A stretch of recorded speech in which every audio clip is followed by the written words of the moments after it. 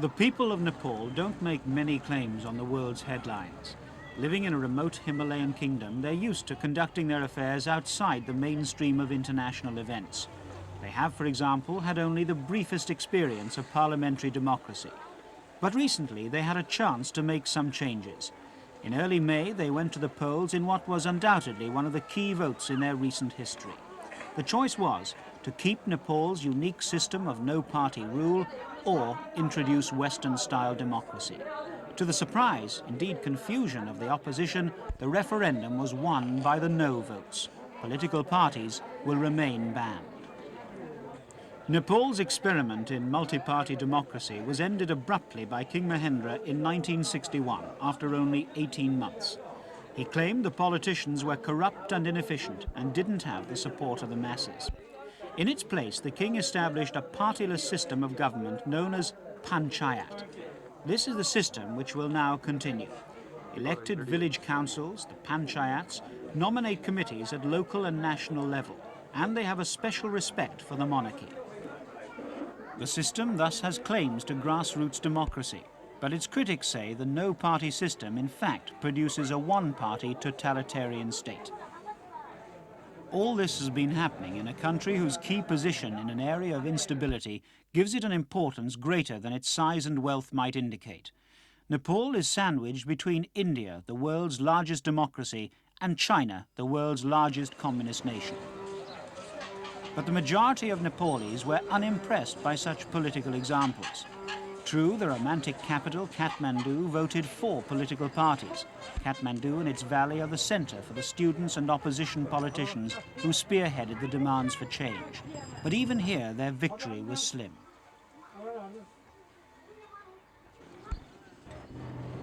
The final vote was close, and it followed a long campaign which lasted a full year. Two main forces faced each other. On one side, the opposition, a multi-party grouping led by the Nepali Congress Party, and on the other, the supporters of the monarchy and the panchayat system.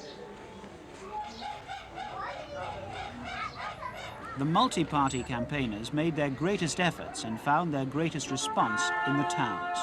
Posters in Kathmandu attacked nepotism and corruption, which they claimed were bred by the panchayat system. The panchayat supporters painted party democracy as a threat to Nepal's sovereignty and independence.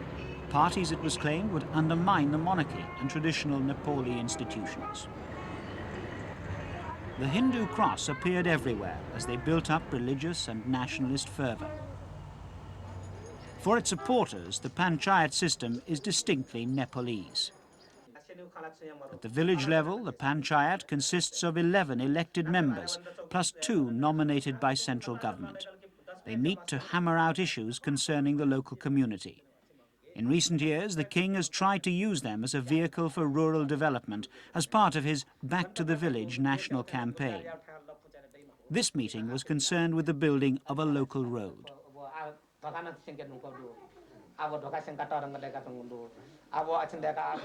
It's a hierarchical system. Village councils elect district councils, which then nominate members to the national panchayat. But critics of the system say that power comes from the top downwards, not from the bottom up. The king and his prime minister and cabinet do not have to heed the advice of the national panchayat. And since only carefully screened candidates are allowed to take office, power and patronage emanate from the king and his advisors. The crown is still a very important symbol in Nepal. King Birendra, son of Mahendra, is one of the few monarchs in the world with real political power.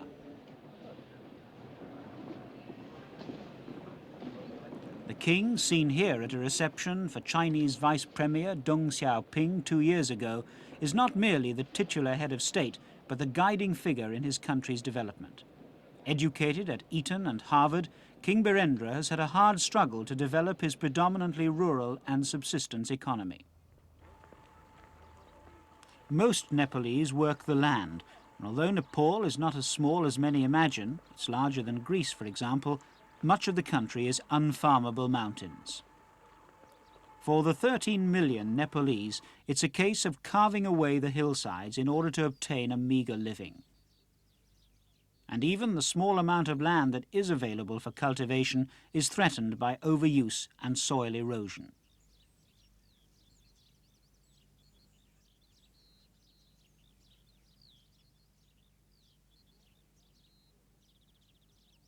Nepal is one of the poorest of the 25 least developed countries identified by the United Nations. Throughout Asia, only Bangladesh ranks lower. Agricultural production has not kept pace with the growing population, so 2 out of every 3 Nepalese are condemned to live below the poverty line. In the central and western regions, there still flourishes a plant that has been banned in Nepal since 1976. It's hemp, the source of marijuana and hashish, which used to be an added attraction to visiting Western hippies. Nepali officials say there has never been an indigenous drug problem, and while frequent arrests of hemp traders continue along the frontier with India, the authorities still tolerate the local cultivation and harvesting of the plant. The main food crops in Nepal are rice, maize, millet and potatoes. The ground is heavily cropped with rice in the monsoon season and with wheat or vegetables like these potatoes in the winter and dry months. There are hundreds of foreign aid projects underway in Nepal, and aid contributes 1/4 of the national budget. But the government's own economic survey says there's been hardly any impact on total agricultural production in the country. In the past 2 years, with drought and hailstorms, the struggles become even harder.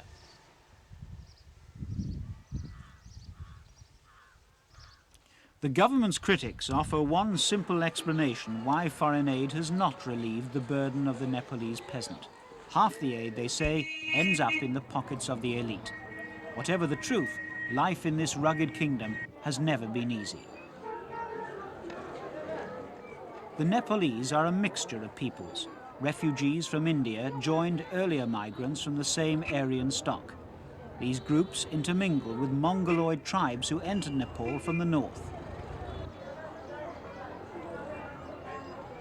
Today, Nepal is a scattered patchwork of tribal regions.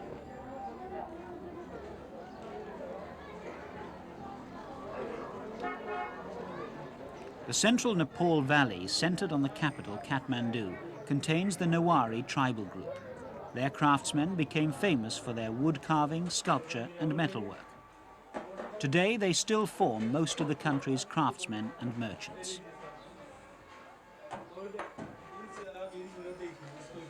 Craftsmen Nepal may possess, but wood, metal and minerals are all in short supply. Nepal's greatest resource are the streams and rivers which flow down from the high foothills of the Himalayas. Water means potential hydroelectric power, an energy source Nepal possesses in abundance. Although a land of outstanding natural beauty, Nepal is under considerable threat from the ravages of nature, principally erosion and floods. The once mighty forests have been decimated over the years because wood is the only natural fuel available. And with 60% of the population living in the mountains, other tracts of forest have been cut down in order to provide more farming and living areas. In the spring, the fields and terraces are dry and dusty. Then in June, the monsoons start, with 80% of the annual rainfall coming in 3 months. The hillsides are stripped of their topsoil, and saturation of the ground causes devastating landslides.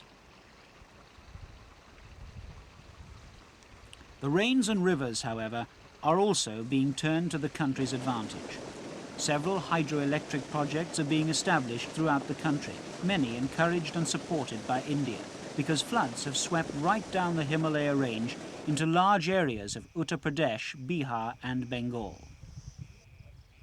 At monsoon time, of course, they will continue to do so, because even the biggest dams cannot cope with such huge masses of water.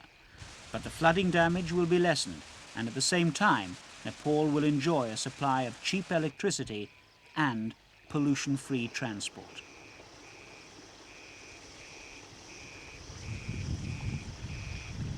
It's hoped that hydroelectric power will provide the foundations for growth and development in Nepal. Electric traction is only one example in a country without oil resources. Another growing source of income to the Nepalese economy is tourism. Up until 25 years ago, Nepal was completely isolated, its borders closed to outsiders. Today it's linked to the capitals of the world by wide-bodied jets. Nepal has a lot to offer, including, of course, the most spectacular mountains in the world.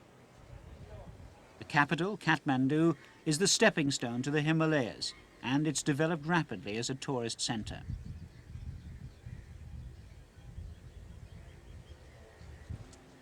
In recent years, new hotels have sprung up to cater for the affluent Western mountaineer or the merely curious, attracted by Nepal's exotic culture. Nepal now possesses most of the elements the well-heeled tourists demand. A little adventure, but not too much. And naturally, a comfortable hotel room to return to after a day seeing the sights. The new wave of tourism to Nepal is quite different from the young hitchhiking Western youth who trekked to Nepal in the 60s and early 70s for spiritual fulfillment and cheap hashish. Today's tourists are more expensively dressed. They've flown in rather than walked. Relaxing in Nepal's temperate climate or playing tennis is often preferred to seeking out the swamis. With a resident tennis coach on hand so that you can practice your shots, it's really little different from any other luxury hotel on the international circuit.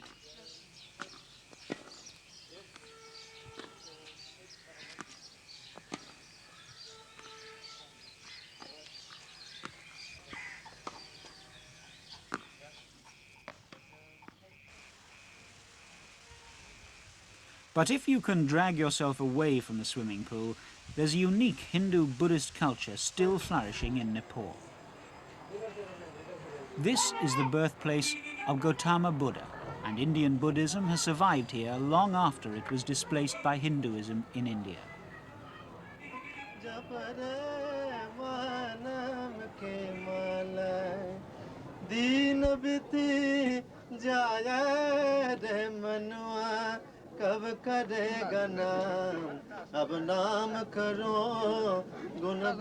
It's said that medieval Indian Buddhist culture has survived intact in Nepal. The all-seeing eyes of Buddhahood stare down from the temples.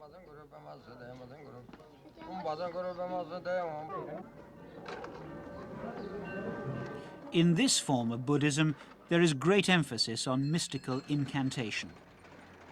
Prayer wheels are an important part of the ritual.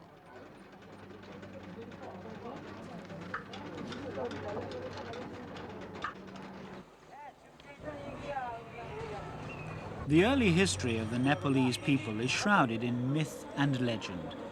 According to local folklore, the Valley of Nepal was once a lake that was drained by the Saint Manjushri with one blow of his sword. Whether or not the Nepalese are the children of Manjushri, it is certain that until the 18th century, Nepal consisted of 3 kingdoms. They were united by this Gurkha chief, Prithvi Narayan Shah, the founder of modern Nepal. His descendants still retain power, and the Gurkha's martial reputation has since spread throughout the world. Gurkha troops still form units within the British Army. But the maintenance of power by the Gurkha monarchy and ruling elite in Nepal has often meant a harsh rule. Many of the country's political leaders who fought the referendum campaign have spent long periods in prison. The decision by the king to hold a referendum on democracy came about after unrest and demonstrations in April last year. Mass arrests and imprisonment failed to silence the attacks on the undemocratic nature of the panchayat regime.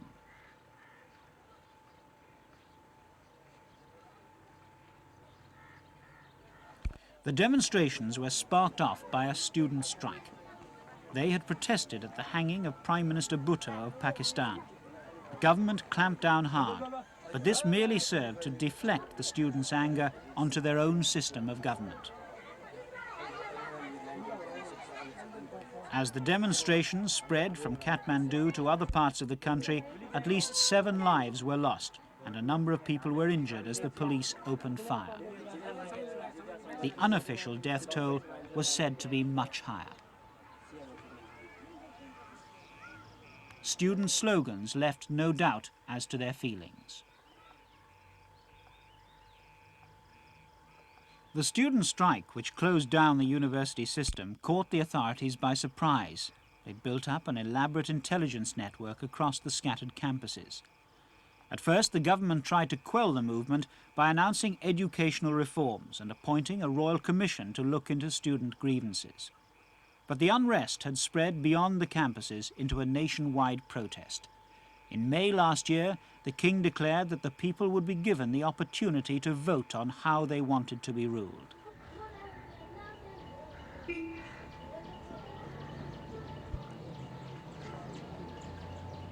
The fact that it took a year for the referendum to be held was partly due to the problems of organising a vote in a country without democratic traditions and composed of widely scattered and inaccessible villages. But there were also claims that opponents of the referendum had deliberately tried to delay the vote indefinitely.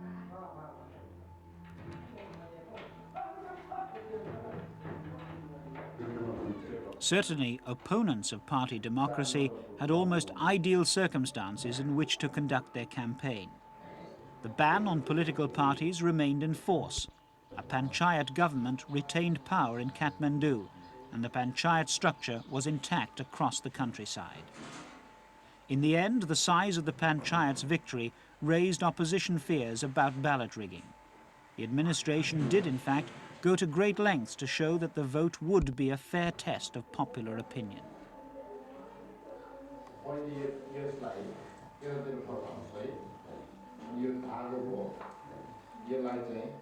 One man who'd had great hopes from the referendum was B.P. Koirala, elder statesman of the Nepali Congress Party. He was Prime Minister briefly in 1960 before parties were outlawed. As a student in India, he had come into contact with the democratic ideas of Mahatma Gandhi and the Indian Congress. In 1946, he was a founder member of the Nepal Congress. Since then, he has spent much of his life detained or imprisoned. In exile during last May's unrest, he returned to head the campaign to restore party democracy. His voice ravaged by throat cancer, he had lost his vote-pulling powers of oratory. He was still, however, the leading figure in the multi-party campaign. He'd been certain that the multi-party group would score an overwhelming victory at the polls, and the result was a severe disappointment for him after so many years of embattled opposition. The headquarters for the multi-party campaign were the offices of the Congress Party in Kathmandu. Here the posters were printed and distributed to carry the campaign to the remote regions of Nepal. Although their support was strong in Kathmandu, the capital only carries 4% of the electorate. And in the country, multi-party supporters were never able to match the efforts of salaried officials of the panchayat system. Supervising the opposition campaign was Nepali Congress chairman Krishna Parshad.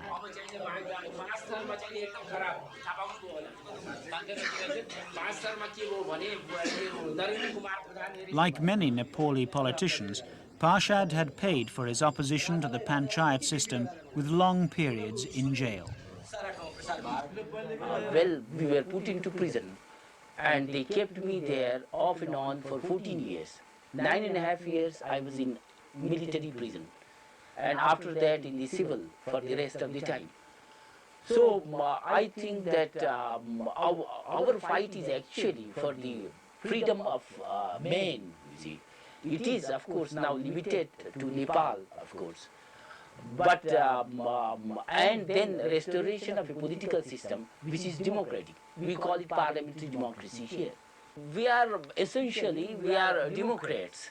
And since we are revolutionaries also, we have fought with guns and we have fought with ballot papers.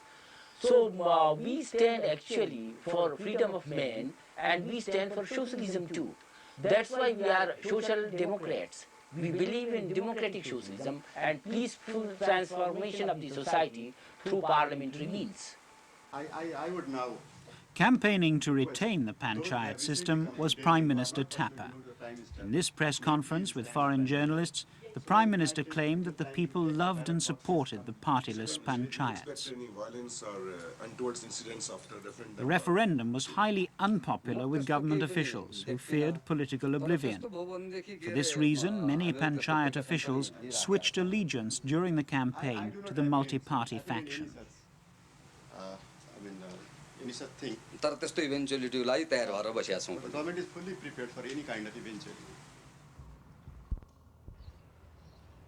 Even before the campaign began, the panchayat system was benefiting from a good deal of direct or indirect support from the government. In last year's budget, for example, 20 million rupees were allocated to the National Election Commission in what the opposition saw as a desperate attempt to prop up sagging morale among government officials. There's certainly an awareness that some change is needed.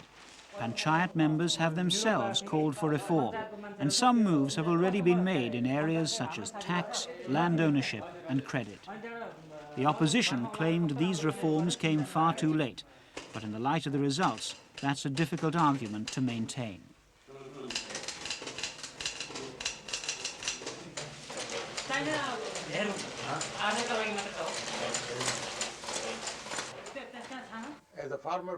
One man who remained loyal to the panchayats is former Prime Minister Tulsi Giri. For him, the king is the linchpin of the system. For us, the king is the most important unifying factor in this country. You all know that Nepal is a country composed of so many tribes, and naturally the role of a king is so important for a country like Nepal.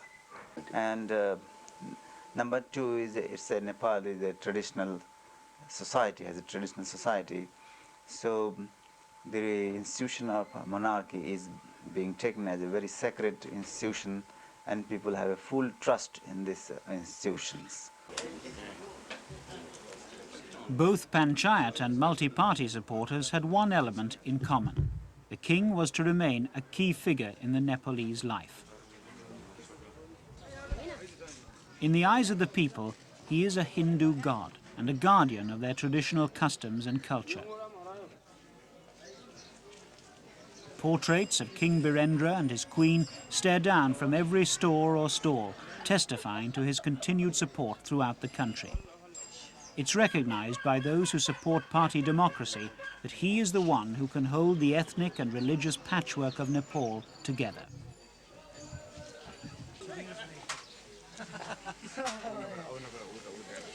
Before the referendum, the king declared there'd be more reforms, whatever the outcome. But this is unlikely to satisfy the opposition, who insist that the panchayat monarchy system inevitably breeds corruption and inefficiency. The question is, will the opposition accept more long years without a say in government? In their eyes, the panchayat system has proved a poor means of coping with Nepal's problems, both economic and political. Having had the prospect of open democracy brought so tantalizingly near, they certainly won't find it easy to simply sit back with the old system.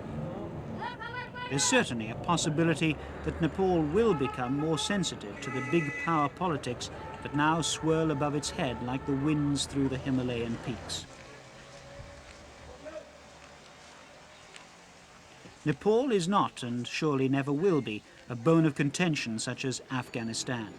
But the recent events in Afghanistan have shown that in this part of Asia there are no countries, however poor or remote, that the rest of the world can afford to ignore.